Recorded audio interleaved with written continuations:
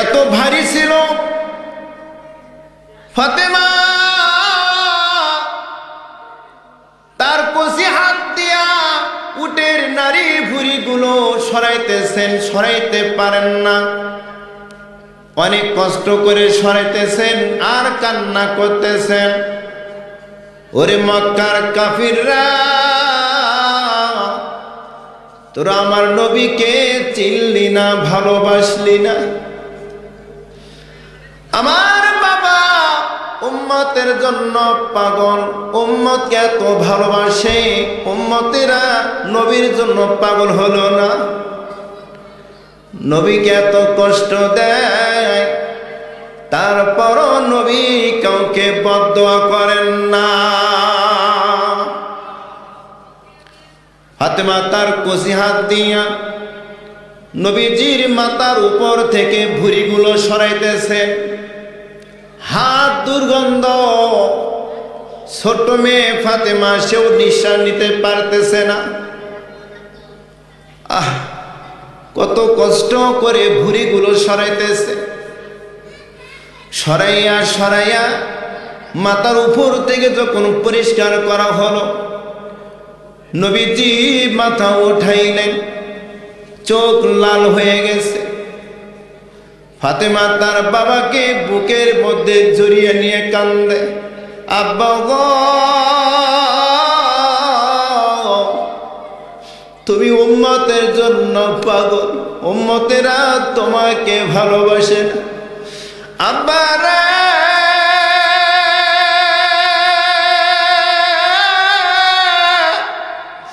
মক্কার লোকেরা আপনাকে ভালোবাসে না, মোহব্বত করে না।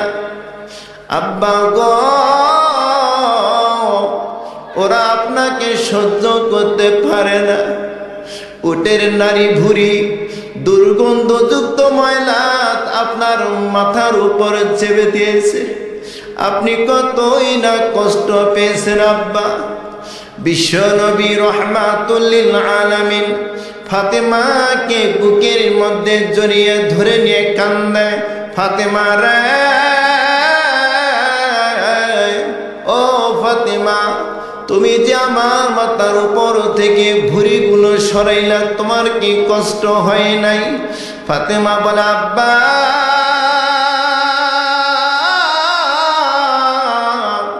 আমি ফাতেমা নিজেকে কখনো কষ্ট পাই না, কষ্ট মনে করি না। নবী গো, আমি আপনাকে নিজের জীবনের চাইতে ভালোবাসি। আব্বা গো, আপনার জন্য আমার প্রাণকে আমি দান করতে পারি। আব্বা, ওরা যে আপনাকে কষ্ট দিয়েছে, ওরা আপনাকে কষ্ট দিয়েছে, আমি ফাতেমা সহ্য করতে পারছি না। এই কথা বলে ফাতেমা দুইটি হাত তুলে আসমানের দিকে তাকাইয়া প্রভুকে ডাক দিয়ে বলে, প্রভু গো,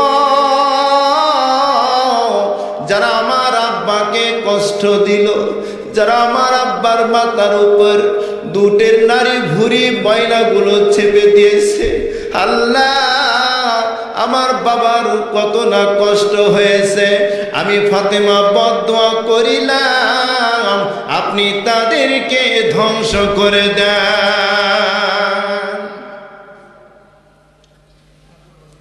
বিশ্বনবী ফাতেমার হাতটা নিচু করলেন, ফাতেমা রে, হাত নিচে নামা। ফাতেমা বলল, আব্বা কেন? ও ফাতেমা, তুমি দুইটা হাত তুলে আমিন আমিন করতেছ, আর আমি যদি তোমার সঙ্গে আমিন করি তাহলে দোয়াটা কবুল হয়ে যাবে। ফাতেমা রে,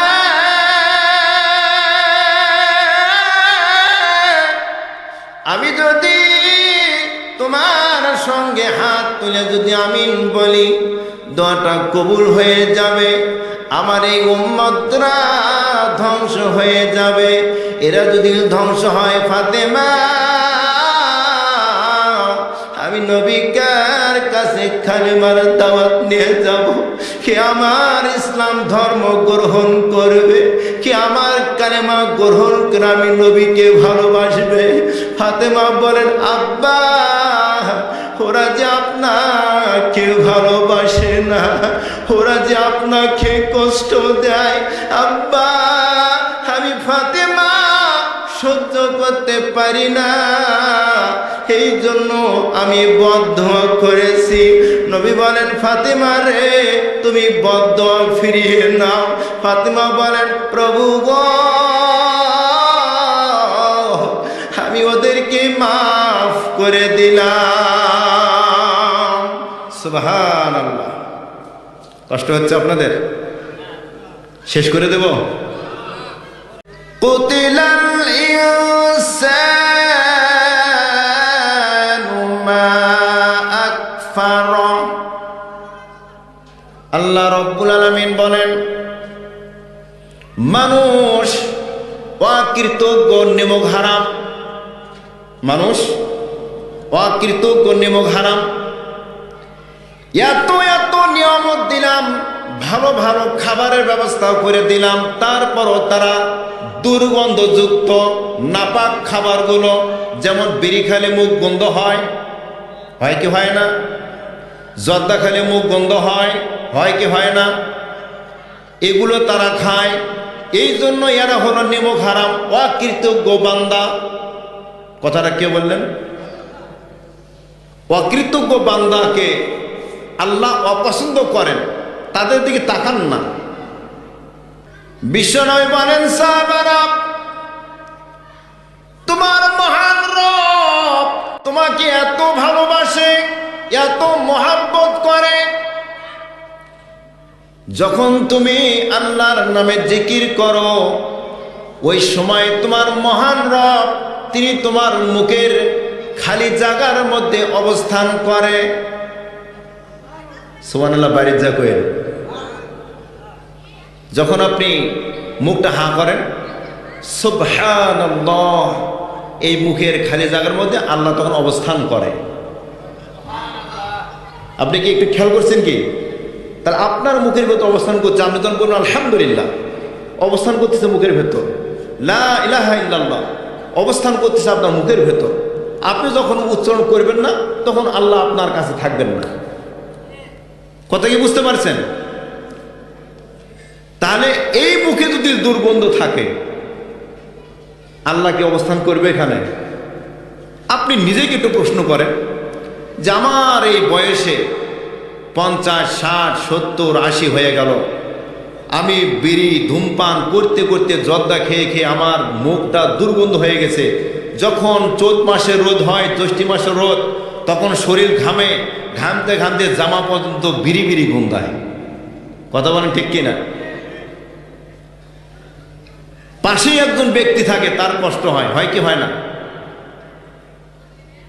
আপনি মনে করেন মনের সুখে আপনি তামাক জর্দা খাইতেছেন, এই ভাই এই এই ওঠেন কে, বসেন বসেন বসেন।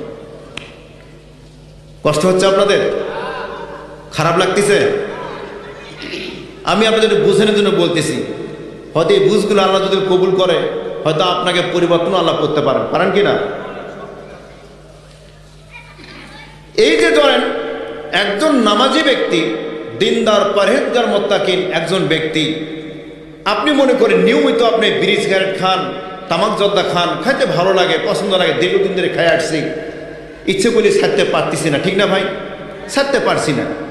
কিন্তু আপনি একটু খেয়াল করেন, যখন আপনি নামাজে দাঁড়াবেন, আপনার সঙ্গে মনে করেন যে আমার এই বয়সে আমি কোনোদিন তামাক জর্দা খাই নাই, জর্দা পান কোনো কিছু খাই নাই, আমি আর কেমন স্বাদ, কি মজা, আমি কিছু বুঝবো না। বুঝবো কি? আপনি খাইছেন, জর্দা খাইছেন, বিড়ি খাইছেন, দামি দামি সিগারেট খাইছেন, আল্লাহর কি কাম, আমি আর আপনি একসঙ্গেই আল্লাহু আকবার বলে হাত বাঁধছি, বেদে আমরা আল্লাহু আকবার বলে রুকু করতেছি, আল্লাহু আকবার বলে আবার আমরা সিজদায় চলে যাচ্ছি। সিজদায় যায়া আপনিও সিজদায় পড়ছেন, আমিও সিজদায় পড়ছি, এখন বলতেছি সুবহানা রব্বিয়াল আ'লা, সুবহানা রব্বিয়াল আ'লা। এই যে আমরা উচ্চারণগুলো করতেছি, এর সঙ্গে আমাদের বাতাস, হাওয়া বের হয় কি হয় না? কথা বলেন, বের হয় কি?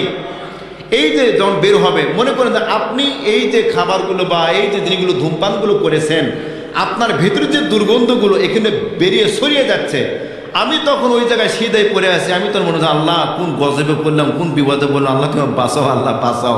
সিধার থেকে হুজুর ওঠে না কেন? নিঃশ্বাস আমার বন্ধ হয়ে যাওয়ার উপক্রম হয়ে যায় দুর্গন্ধে। আমি কিন্তু গেছি আল্লাহর ইবাদত করার জন্য ওখানে। দেখেন আপনার জন্য আমিও কষ্ট পাচ্ছি, তার মানে আপনি ধূমপান করে একটা গুনাহ হয়েছে, আমাকে কষ্ট দিয়ে ডবল গুনাহ হয়েছে আপনার। কথা বলেন ঠিক কিনা? আমি কি ভুল বললাম? তাহলে ডবল গুনাহ হলো। এমনি আমি ক্ষতিগ্রস্ত, এমনি নিজে আমি ক্ষতিগ্রস্ত, আমার মুখটা দুর্গন্ধ হয়ে গেছে, আল্লাহ আমার মুখে অবস্থান করতেছে না, বরং আমি মসজিদে গিয়েও আমি কাউকে ভালোভাবে নামাজ পড়তেও দিচ্ছি না। আমি অপরাধী নই ভাই? কথা বলেন, অপরাধী কিনা? আমি অপরাধী। আপনি হয়তো মনে করতেছেন আমার টাকা আমি খাবো, তাতে হুজুরের কি যায় আসে, তাতে গ্রামবাসীর কি যায় আসে? আপনি কথা বলতে পারেন, আমি আপনাকে বলবো, ওই যে আল্লাহ বলছেন জারহুম ইয়াকুলু, ওকে খেতে দাও, ও খাইতে থাক, যতদিন পারে খাইতে থাক। ওরা একটা সময় আছে, সময়টা কখন? দম ফুরাবে যখন। সময়টা কখন? দম ফুরাবে যখন। যখন আপনার দম ফুরিয়ে যাবে তখন আপনার আর শক্তি থাকবে না, কোনো ক্ষমতা থাকবে না, আপনাকে কাউকে গালি দেওয়ার মতন, ধমক দেওয়ার মতন আপনার বাক শক্তি থাকবে না। থাকবে? তখন আপনি কি হবেন? অসহায়। তখন আপনি অসহায়, তখন আফসোস করবেন, আমি কেন আলেমদের কথা শুনি নাই, আমি কেন এই ধূমপানগুলো আমি বাদ দেই নাই, কেন আমি পবিত্র মুখ করে মসজিদে ঢুকি নাই। আমি নিজেও কষ্ট পেয়েছি, আমি অপরকেও কষ্ট দিয়েছি। এবং মসজিদে যখন ঢোকেন তার মসজিদের দরজায় ফেরেশতা থাকে কি থাকে না? আপনি যখন ঢুকবেন মসজিদে, শরীর যখন দুর্গন্ধ হবে তখন ফেরেশতা কষ্ট পায় না? দেখেন মুসল্লি এমন ডিজিটাল হয়ে গেছে, বিড়ি খায় খায়, সিগারেট খায় খায়, পকেটে করে নিয়েও মসজিদে ঢুকে খায়। আমার সাথে এক মুসল্লি নামাজ পড়লো, আমি টাঙ্গাইলে এক মসজিদে নামাজ পড়লাম, তো সিধাই চলে গেছি ওনার সামনের প্যাকেটে আকিজ বিড়ি নামে একটা প্যাকেট আছে, চেনেন কিনা আপনারা? আকিজ বিড়ি, লাকি বিড়ি, মুকুট বিড়ি, মায়া বিড়ি, মনমোহন, সাদের বিড়ি, কোহিনুর বিড়ি, কিসমত বিড়ি, আমলা বিড়ি, কামলা বিড়ি, টয়লেটে বসে বসে নাক দেখ ছাড়ে, মুখ দে ছাড়ে, কান দে ছাড়ে, সুযোগ পেলে নিজ দেও ছাড়ে। ঠিক কিনা? বলেন হুজুর কেন? আমি একদিন বিকেলবেলা মোটরসাইকেল করে যাইতেছি, দিদি এক লোক প্রসাব করতে পড়ছে, হাতে তার বিড়ি, বিড়ি খাইতেছে আর নিজে প্রসাব করতেছে। শীতের দিন বুঝলি তো, টিউবওয়েল জাতলে পানি একটা ভাবা ওঠে না। আমি অনেকক্ষণ চিন্তা করলাম, ব্যাপার কি রে, জীবনে দেখেছি মানুষ মুখ দেখায়, এটা নতুন দেখা দিলে কোন দেখা দেখলাম, এটা নিজেও দিকে ধুয়ো বাড়ায়। ওই লোকটা তো উঠে আসলে মনে, ভাই কি সমাচার? জীবনে মানুষকে দেখছি মুখে মুখে খায়, এই নাক দিয়ে ছাড়ে, মুখ দিয়ে ছাড়ে, আজকে দিকে আপনি নিজেও ছাড়তেছেন, ব্যাপারটা কি? ভাই হুজুর নিজে ছাড়ি নাই, প্রসাব করছি তাই। হ্যাঁ আফসোস। প্রসাব করছে আবার কোন দিকে তাকে জানেন? প্রসাব করেছে সরাসরি পশ্চিমের দিকে। আপনারা কথা বলেন তো, একদিকে বিড়ি খাচ্ছে খান, আবার পশ্চিম দিকে প্রসাব করতেছে, এটা কি ঠিক করছে কাজ? তাহলে অপরাধী না? সব দিকে অপরাধী। আল্লাহ কবুল করুন, আল্লাহ হেফাজত করুন। আমাদেরও মাঝে মধ্যে এরকম ভুল হয়, হয় কি হয় না? ভুল হয়। এই ভুলগুলো করা যাবে না। বুঝে সুঝে ভুল করলে এই ভুলের ক্ষমা পাওয়া যায় না। ঠিক কিনা? কষ্ট পেলেন? আপনি যখন সালাতের হেফাজত করবেন, এই মুখের হেফাজত করবেন, আল্লাহ আপনার জিম্মাদার গ্রহণ করবেন। সুবহানাল্লাহ বলবেন না? আল্লাহ যদি আমার বন্ধু হয়, আপনার আমার কোনো ভয় থাকবে? বিশ্বনবী বলেন, ইন্নামা ওয়ালিয়াল্লাহু ওয়াস সালিহুল মুমিনুন।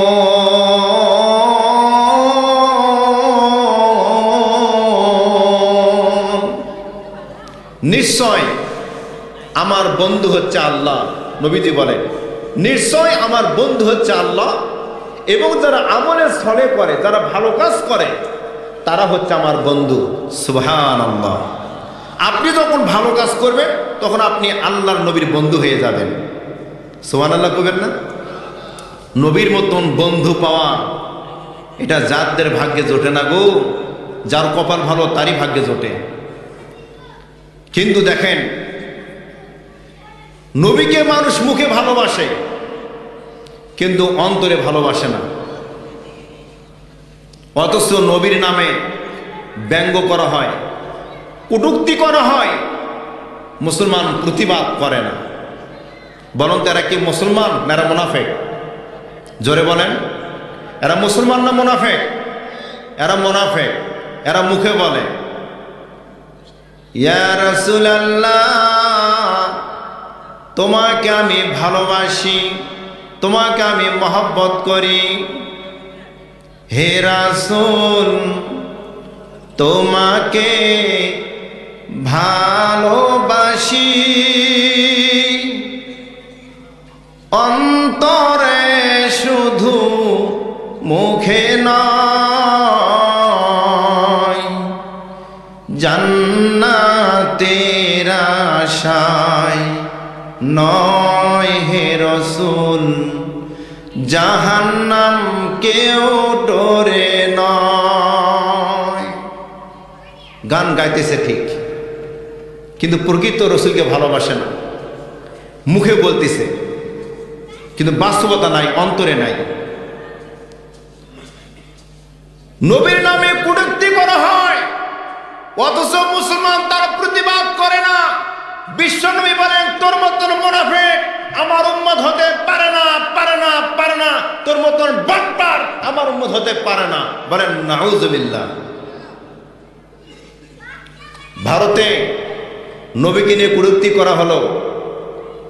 ভারতে লক্ষ লক্ষ মুসলমান ময়দানে তারা ঝাঁপিয়ে পড়লো, প্রতিবাদ করলো। অথচ বাংলার মুসলমানের তাদের ঘুমই ভাঙল না। হ্যাঁ, ঘুম ভাঙল না। এরাই নাকি আশেকে রাসূল। আমি বলি এরা হলো জিলাপি খাওয়া রাসূল। এরা কি আশেকে রাসূল না, এরা হলো জিলাপি রাসূল। জিলাপি পেলে খুশি। তাহলে নবীজি সালাতকে পছন্দ করতেন, তিনি অধিক পরিমাণে নফল সালাত আদায় করতেন। তো নবীজি কাবা ঘরের চত্বরে সালাত আদায় করতেছেন। এই সময় আবু জাহেল, উতবা, সাইবা আরো অনেকে, আবু জাহেল বললেন, এই তোমরা কে আছো? তোমরা যদি এই কাজটা করতে পারো তাহলে তোমাদেরকে আমি পুরস্কৃত করব। উতবা সে বলল, কি কাজ? আবু জাহেল বলে, এই যে নবী এই নামাজ পড়তেছে, সালাত আদায় করতেছে, এই নামাজকে বেশি ভালোবাসে, এই যখন সিজদায় পড়বে তোমরা কি পারবা ওর মাথার উপর উটের যত পচা নারী ভুঁড়ি দুর্গন্ধযুক্ত আছে ওর মাথার উপরে চেপে দিতে? উতবা বললেন, এটার ব্যাপার হলো? এটা তো আমি পারবো। এটা তুমি যদি করতে পারো তোমাকে পুরস্কার করব। উতবা চলে আসিলেন, উটের যত পচা ভুঁড়িগুলো, দুর্গন্ধযুক্ত ভুঁড়িগুলো, এগুলো নিয়ে চলে আসলেন। এসে রেডি হয়ে আছেন। আল্লাহর নবী আল্লাহু আকবার বলে হাত বাঁধলেন, রুকু করলেন, তিনি সিজদা করলেন, লম্বা সিজদা। লম্বা সিজদাকে পছন্দ করতেন। যখন উনি একা একা নফল সালাত আদায় করতেন তিনি সিজদার ভেতরে অধিক পরিমাণে তাসবিহ পাঠ করতেন। আর যখন তিনি জামাতের সাথে ফরজ সালাতগুলো আদায় করতেন তখন ছোট ছোট সূরা দিয়ে তিনি সালাতগুলো আদায় করতেন। এজন্য যে জামাতের ভেতর অনেক মুরব্বী থাকে, অনেক অসুস্থ ব্যক্তি থাকে, যেন তাদের কষ্ট না হয় এই জন্য তিনি ছোট ছোট সূরা দিয়ে সংক্ষেপভাবে তিনি ফরজ সালাতগুলো আদায় করেন। কথা কি বুঝতে পারছেন আপনারা? যখন তিনি একা একা সালাত আদায় করছেন তখন লম্বা লম্বা সূরা দিয়ে তিনি সালাত আদায় করছেন। এমনকি হাদিসে পাওয়া গেছে তার পাগুলো ফুলে ফুলে গেছে। আর আমাদের দেশে আলেমরা বলে, এই যে ফজরের নামাজে এত ছোট সূরা পরিষ্কারে, সূরা বাকারাতে ধরবি একবার সূরা নাচ ঠেকাবি। কথা কি বুঝছেন? যদি বলে এই পালু কোথায় রে মুসলিম কষ্ট দেওয়া, উত্তর দিতে পারবে? কোন টাকার জিনিস কোন এসে জোড়াতালি দেয়। ফরজ জামাত যেগুলো মসজিদের জামাতগুলো হয়, এই জামাতে বিভিন্ন লোক থাকে, এই জন্য প্রত্যেকের দিকে বিশ্বনবীর খেয়াল ছিল। এই জন্য আমরা যারা ইমাম আছি আমাদেরকেও খেয়াল করতে হবে আমার মসজিদে কে দুর্বল কে সবল, প্রত্যেককে খেয়াল করে আমাকে সেইভাবে সূরাগুলো পাঠ করতে হবে, সেইভাবে আমার সালাতগুলো আদায় করতে হবে, যেন তার কষ্ট না হয়। আমি লম্বা লম্বা রুকু করলাম, লম্বা লম্বা সূরা ধরলাম, লম্বা লম্বা সিজদা দিলাম। যে অসুস্থ ব্যক্তি, যে ডায়াবেটিসের রোগী, যার ফোটায় ফোটায় প্রস্রাব পড়ে, যে দীর্ঘ রুকু করতে পারে না, মাজায় ব্যথা, সে ব্যক্তি তো বলছে আল্লাহ আজকে আসছি বাকি জীবন আর মসজিদে আসুন না, ঠিক কিনা? তাহলে ভালোর থেকে মন্দ হলো না? হলো কি হলো না? এই কাজটা করা যাবে না। মুসলিমদেরকে কষ্ট দেওয়া যাবে না। মুসলিমেরা যেভাবে চায় তাকে সেইভাবে দিতে হবে, তাদের মসজিদে আসতে হবে, সুযোগ দিতে হবে। কারণ আমি যদি শক্ত হই, কঠোর হই, কারণ আরেক ভাই তো দুর্বল, সে তো পারতেছে না, এই জন্য সবার দিকে চিন্তা ভাবনা করে আমাকে ইমামতি করতে হবে, ঠিক কিনা? নবীজি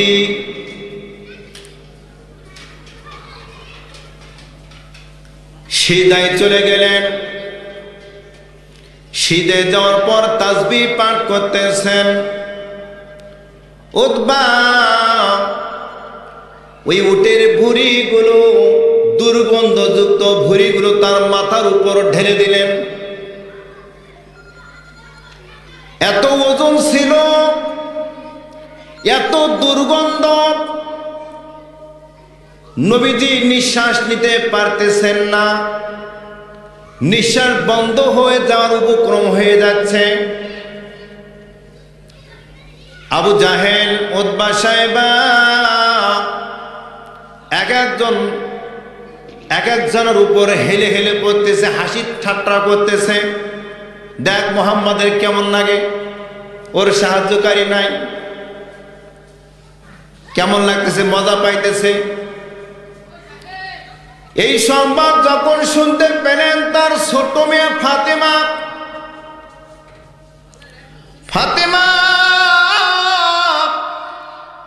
নবীজিকে নিজের জীবনের চাইতে ভালোবাসতেন, মহব্বত করতেন। বন্ধুরা আমার, দিলটা নরম করে দেন। এক ফোঁটা চোখের পানি যদি আপনি ফেলাইতে পারেন নবীকে ভালোবেসে, আল্লাহর কসম আপনার ওই চোখ জাহান্নামের আগুন স্পর্শ করবে না।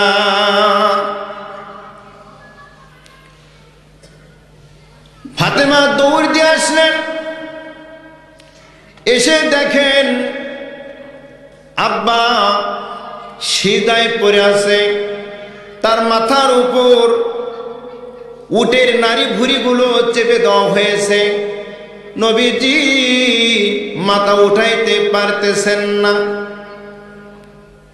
এত ভারী ছিল। ফাতেমা তার কষি হাত দিয়া উটের নাড়ি ভুঁড়িগুলো সরাইতেছেন, সরাইতে পারেন না, অনেক কষ্ট করে সরাইতেছেন আর কান্না করতেছেন। ওরে মক্কার কাফিররা, তোরা আমার নবীকে চিনলি না, ভালোবাসলি না। আমার বাবা উম্মতের জন্য পাগল, উম্মতকে এত ভালোবাসে, উম্মতেরা নবীর জন্য পাগল হলো না, নবীকে এত কষ্ট দেয়, তারপরও নবী কাউকে বদদোয়া করেন না। ফাতেমা তার কষি হাত দিয়া নবীজির মাথার উপর থেকে ভুঁড়িগুলো সরাইতেছেন। হাত দুর্গন্ধ, ছোট মেয়ে ফাতেমা সেও নিঃশ্বাস নিতে পারতেছে না। কত কষ্ট করে ভুঁড়িগুলো সরাইতেছে। সরাইয়া সরাইয়া মাথার উপর থেকে যখন পরিষ্কার করা হলো, নবীজি মাথা উঠাইলেন, চোখ লাল হয়ে গেছে। ফাতেমা তার বাবাকে বুকের মধ্যে জড়িয়ে নিয়ে কান্দে। আব্বা গো, তুমি উম্মতের জন্য পাগল, উম্মতেরা তোমাকে ভালোবাসে না। আব্বা রে,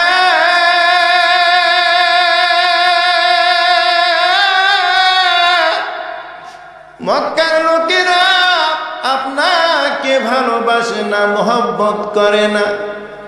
আব্বা গো, ওরা আপনাকে সহ্য করতে পারে না। উটের নারী ভুঁড়ি দুর্গন্ধযুক্ত ময়লা আপনার মাথার উপর চেপে দিয়েছে, আপনি কতই না কষ্ট পেয়েছেন আব্বা। বিশ্ব নবী রাহমাতুল লিল আলামিন ফাতেমাকে বুকের মধ্যে জড়িয়ে ধরে নিয়ে কান্দে, ফাতেমা রে, ও ফাতেমা, তুমি যে আমার মাথার উপর থেকে ভুঁড়িগুলো সরাইলা, তোমার কি কষ্ট হয় নাই? ফাতেমা বলে, আব্বা,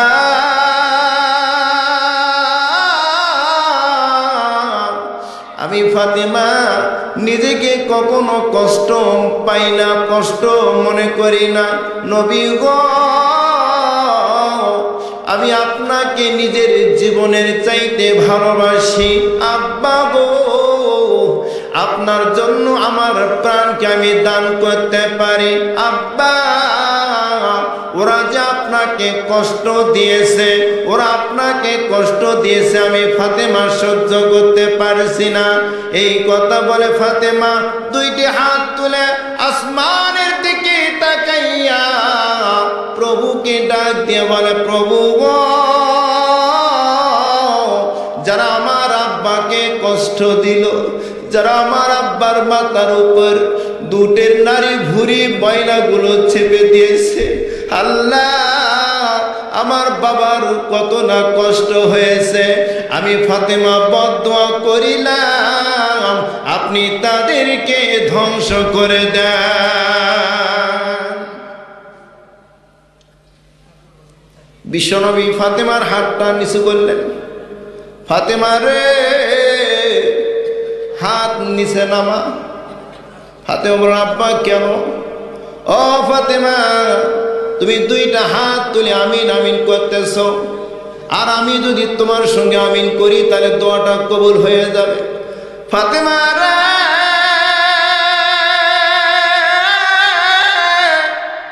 আমি যদি তোমার সঙ্গে হাত তুলে যদি আমিন বলি, দোয়াটা কবুল হয়ে যাবে, আমার এই উম্মতরা ধ্বংস হয়ে যাবে। এরা যদি ধ্বংস হয় ফাতেমা, আমি নবীর কাছে কালেমার দাওয়াত নিয়ে যাব, কে আমার ইসলাম ধর্ম গ্রহণ করবে, কে আমার কালেমা গ্রহণ করে আমি নবীকে ভালোবাসবে।